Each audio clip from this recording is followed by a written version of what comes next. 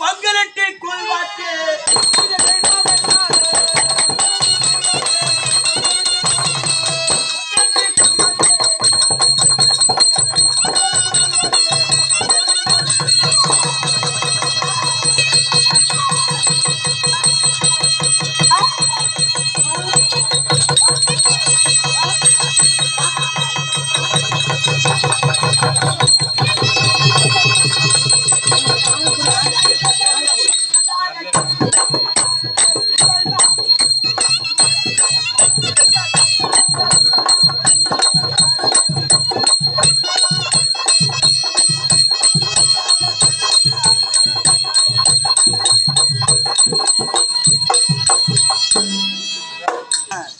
மூன்று கண்ணிகளாக காட்சி கொடுக்கிறேன்.